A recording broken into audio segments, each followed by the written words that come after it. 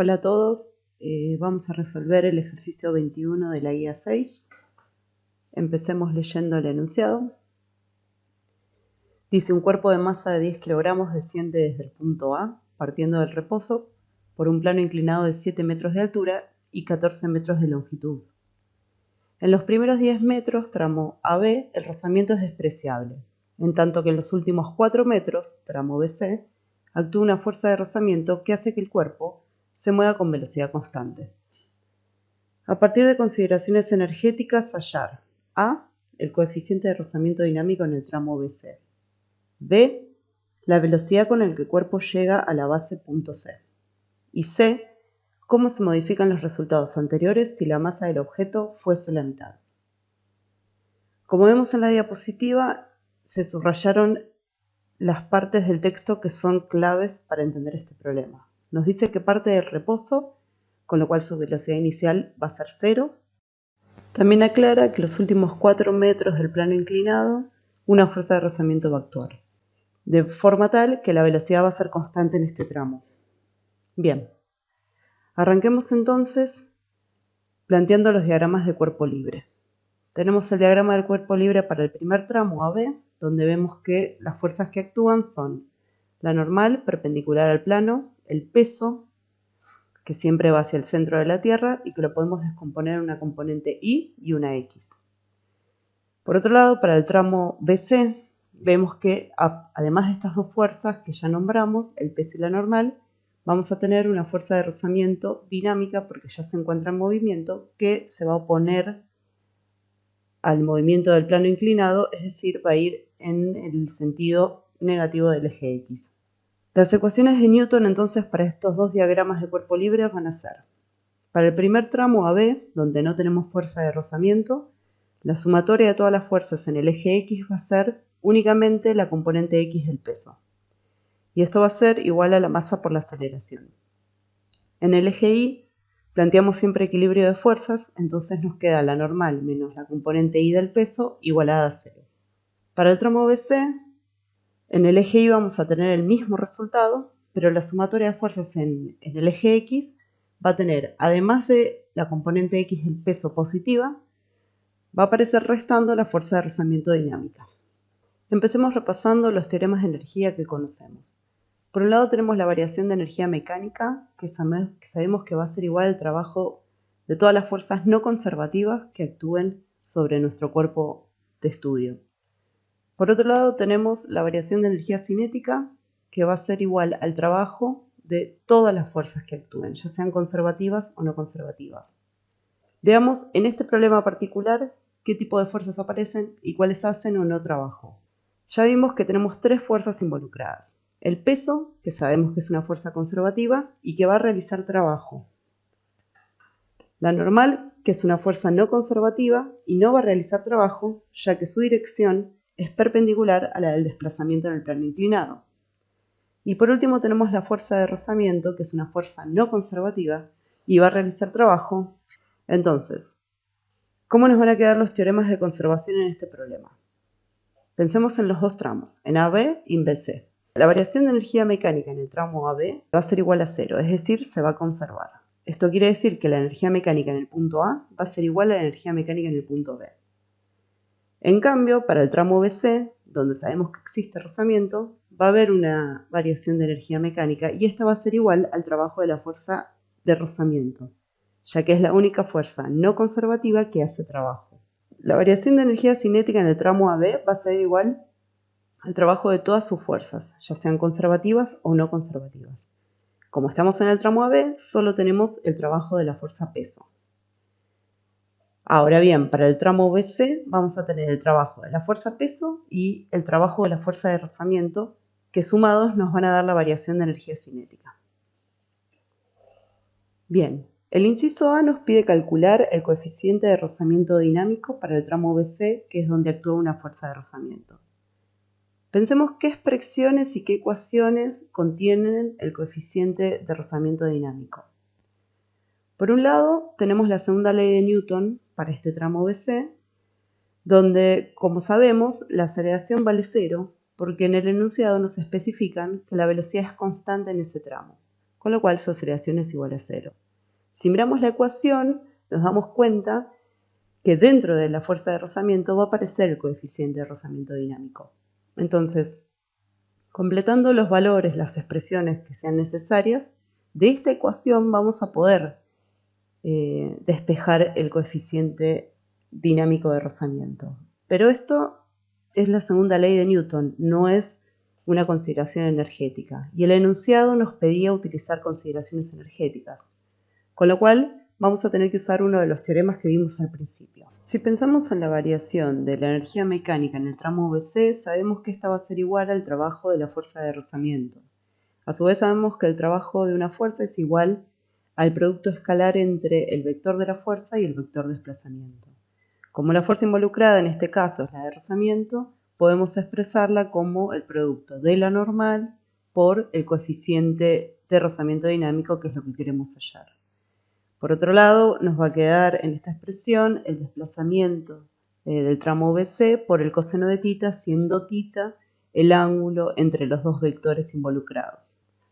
Entonces trabajemos con esta ecuación, ya que es una consideración energética, como nos pedía el enunciado. Entonces, para calcular el coeficiente de rozamiento dinámico, consideremos la variación de energía mecánica para el tramo VC. Sabemos que esta va a ser igual al trabajo de la fuerza de rozamiento, que lo podemos expresar como el módulo de la fuerza normal por el mu dinámico por el módulo del desplazamiento delta xbc por el coseno de θ, siendo θ el ángulo de estos dos vectores. A su vez sabemos que en este problema la normal la podemos expresar como la masa por la gravedad por el coseno de alfa, siendo alfa el ángulo del plano inclinado. Esto es porque la normal vale lo mismo que la componente I del peso. Si abrimos las expresiones de energía mecánica en los puntos C y B, podemos expresarlas como energía cinética más energía potencial gravitatoria en cada punto correspondientemente. Notemos que hay un menos antes de la energía mecánica del punto B. Prestar atención a ese menos, que hay que distribuirlo. A su vez, la energía cinética la vamos a expresar como un medio de la masa por la velocidad al cuadrado y la energía potencial gravitatoria como la masa por la aceleración de la gravedad por la altura del punto que esté evaluando. De esta forma, si tenemos en cuenta que la velocidad de B y de C son iguales, estos dos términos van a cancelarse, ya que uno es positivo y otro es negativo. Por otro lado, podemos considerar que la altura HC corresponde a la base del esquema y puedo tomarla igual a 0. Entonces este término también desaparece. Una forma más simplificada es la que vemos que continúa, donde yo puedo despejar el coeficiente de rozamiento dinámico. Prestemos atención que la masa por la gravedad aparece tanto en el numerador como en el denominador, con lo cual pueden ser simplificados. Bien, entonces tenemos una expresión para el coeficiente de rozamiento dinámico, en función de la altura del punto B, el coseno de alfa, que corresponde al plano inclinado, el desplazamiento, el módulo del desplazamiento del tramo BC y el coseno de θ, siendo θ el ángulo que formaba la fuerza de rozamiento con el desplazamiento. Como vemos, tenemos alfa, tenemos el módulo del desplazamiento, que sabemos que vale 4 metros, y tenemos θ, excepto la altura del punto B. Entonces veamos cómo calcular este valor usando trigonometría. Tenemos el siguiente esquema, donde vemos que están coloreados dos triángulos de distintos tamaños, uno en celeste y otro en violeta. A partir del triángulo celeste podemos calcular el valor de alfa, que es el ángulo del plano inclinado. Y a partir del triángulo violeta vamos a poder encontrar la altura del punto B, que es lo que necesitamos para calcular el coeficiente de rozamiento dinámico. Empecemos con el primer paso. Podemos plantear que el seno de alfa va a ser igual al opuesto sobre hipotenusa. Y si observamos dónde se ubica el ángulo alfa, vemos que el lado opuesto corresponde a la altura A, h sub A, y la hipotenusa va a corresponder a toda la longitud del plano inclinado, es decir, AB más BC, que serán 14 metros. Despejando el ángulo alfa llegamos a que su valor es de 30 grados. Este valor lo podemos utilizar para plantear la misma ecuación, el seno de 30, pero ahora mirando los lados que corresponden al triángulo violeta. El opuesto ahora va a ser la altura del punto B, que es lo que queríamos hallar. Y la hipotenusa va a ser solamente el tramo BC, que son 4 metros. Despejando, podemos encontrar el valor de la altura del punto B, que nos da 2 metros. De esta forma podemos reemplazar con los datos que ya teníamos y el que acabamos de hallar todas las magnitudes en la expresión del coeficiente de rozamiento dinámico, que nos da un valor de 0,57. Recuerden que esta magnitud es adimensional, por eso no tiene unidades. El punto B nos pide la velocidad con el que el cuerpo llega a la base, es decir, al punto C. Pensemos qué expresiones van a contener la velocidad sub C. Y tengamos en mente lo que nos decía el enunciado, que debido a la existencia de la fuerza de rozamiento en el tramo BC, la velocidad va a ser constante desde el punto B hasta el punto C. Si recordamos lo que vimos al principio del problema, analizamos las variaciones de energía mecánica y cinética a lo largo de todo el plano inclinado. Dentro de la expresión de energía mecánica vamos a tener la expresión de energía cinética sumada a la energía potencial. Dentro de esa energía cinética va a aparecer la velocidad, tanto en el punto A como en el punto B como en el punto C.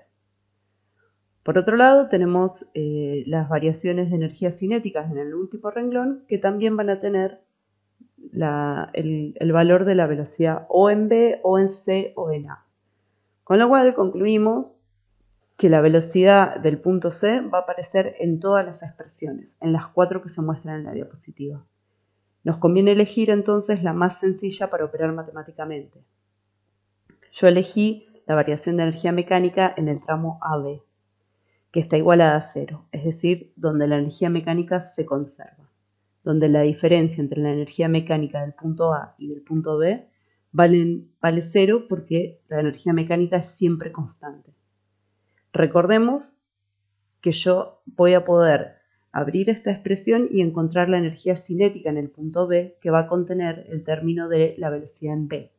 Pero como yo ya sé que la velocidad en B es igual a la velocidad en C, voy a poder responder al ítem B del problema. Entonces arranquemos con esta expresión y empecemos a abrirla. La variación de energía mecánica va a ser la energía mecánica en el punto B menos la energía mecánica en el punto A. Recuerden que siempre es final menos inicial.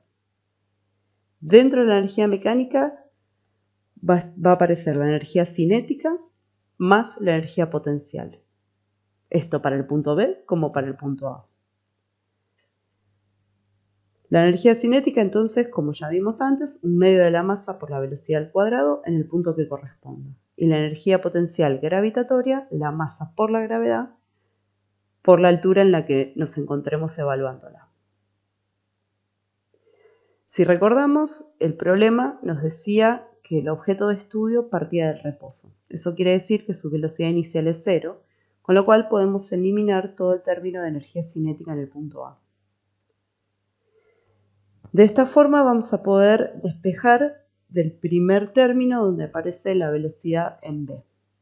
Recuerden que si bien el ítem nos pide la velocidad en el punto C, nosotros sabemos que es constante en el tramo BC, con lo cual va a valer lo mismo. Reacomodando los términos vemos que la velocidad en B es igual a la raíz de esta expresión. Y si notamos, la masa aparece en los dos términos del numerador y en el denominador, con lo cual puedo sacarla como factor común y cancelarla. Entonces reescribamos esta expresión, quedó muy sencilla. Fíjense que esta velocidad no depende de la masa, únicamente de la diferencia de alturas entre el punto A y B y de la gravedad. Si reemplazamos los valores, la altura en B que la hallamos previamente y los demás que nos daba el enunciado, concluimos que la velocidad al llegar al punto B es de 10 metros por segundo cuadrado y sabemos que esta es constante y vale lo mismo que la velocidad en el punto C. Por último, nos piden analizar los resultados que acabamos de hallar si la masa del objeto fuese la mitad. Para analizar esto nos conviene buscar las dos expresiones que hallamos previamente. la de la velocidad y la del coeficiente de rozamiento dinámico. Antes de meter todos los valores de este problema en particular, tenemos las expresiones en función de las magnitudes genéricas. Y lo que vemos es que en ninguna de estas dos expresiones aparece la masa. Con lo cual, esto me está diciendo matemáticamente que por más que yo modifique la masa, estas dos magnitudes no dependen de ella. Con lo cual, van a mantener su valor, no va a cambiar. Bueno, listo. Recuerden que si tienen consultas pueden acudir al foro. También está el mail de la cátedra. Suerte, espero puedan terminar la guía. Nos vemos en clase.